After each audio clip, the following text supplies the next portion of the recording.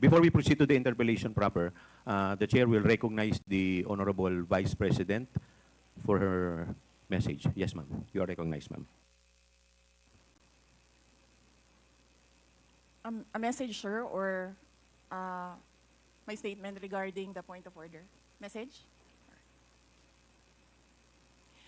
Mga kababayan, ladies and gentlemen, Assalamualaikum, Warakmatullahi wa Barakatuh. Madayaw, mayong adlaw, kaninyong tanan. Magandang araw sa inyo lahat. The officials of the Office of the Vice President, as well as each and every one of our satellite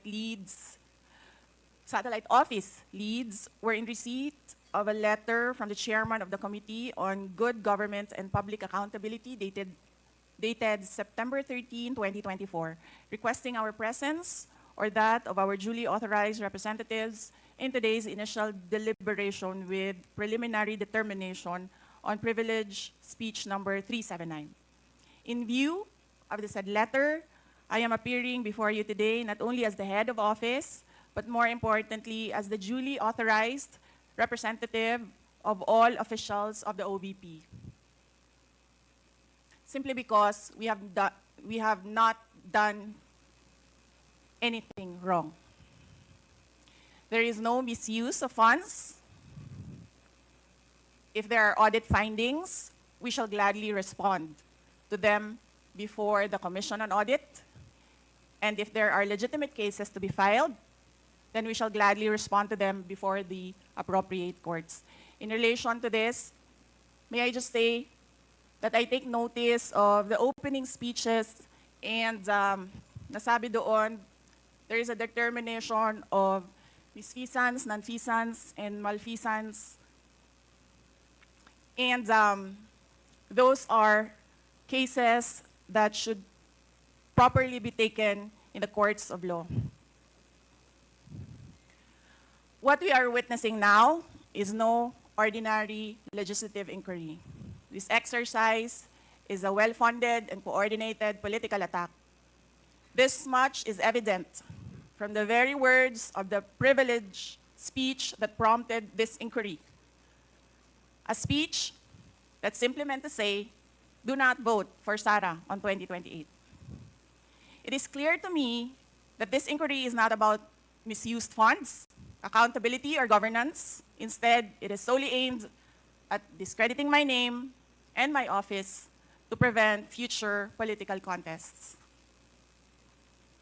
I have publicly stated my reasons as to why I've chosen not to defend the OVP's budget proposal for 2025. I have narrated the issues I encountered in previous years, which can easily be confirmed by looking at the NEP, the GAB, and the GAA for fiscal years 2023 and 2024. Further, I have even shared the drama that transpired last year regarding the confidential funds. Hence, just as we have done last year, we again leave the 2025 OVP budget to the pleasure of Congressman Martin Romualdez. I am not asking for any special treatment, nor am I asking you to uphold any tradition. There is no disrespect. All I am saying is that you have the complete freedom to do whatever you wish with the OVP budget. If you feel that all the documentary submissions are not enough, then by all means, huwag kayo magbigay ng budget. Sa totoo lang, hindi naman ang budget ang puntirya ninyo dahil napakadali naman magtanggal ng budget. What you are trying to do is make a case for impeachment. Hindi naman ako kakandidato sa nalalapit na eleksyon. Hindi ako namumulitika. Ang ginagawa ko lamang ay ang pagtupad sa aking oath of office at campaign platforms na trabaho, edukasyon, at mapayapang pamumuhay. Sinabi ko na noon at ilang beses ko nang inulit na hindi ako ang problema ng bayan na ito. Ang totoong problema ng bayan ay kagutuman, kahirapan, iligal na droga, kriminalidad, terorismo, hindi na sapat na healthcare, kalidad ng edukasyon, kawalan ng plano ng infrastruktura para sa disasters, at marami pang iba. So, you may try to destroy me, you can skin me alive, and throw my ashes to the wind. But let it be known, you will find me unbowed. I will continue to serve the Filipino people no matter the personal cost or political intrigue.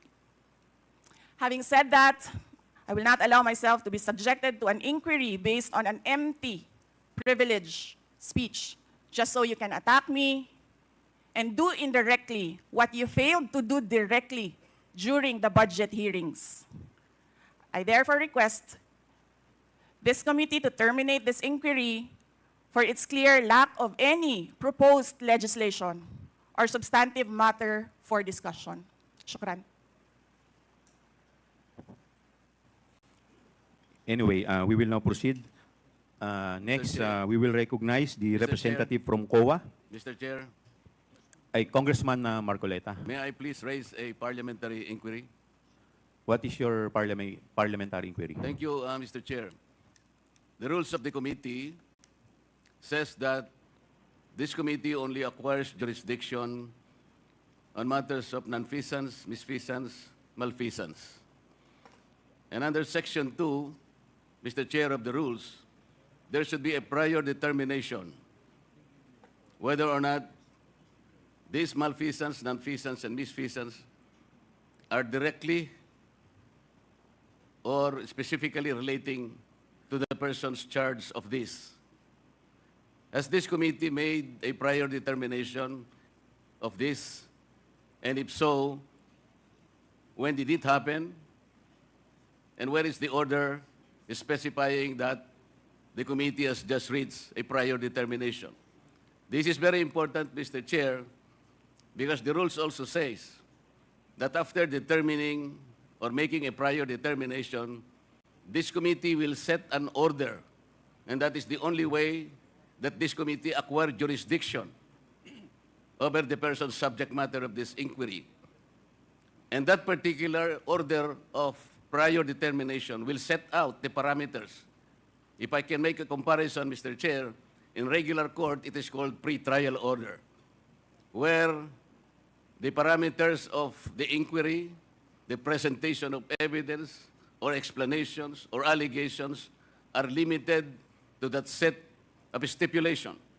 So considering, Mr. Chair, and I assume that there is no prior determination, I do not think how we can start the meeting today because we are supposed to observe the rules.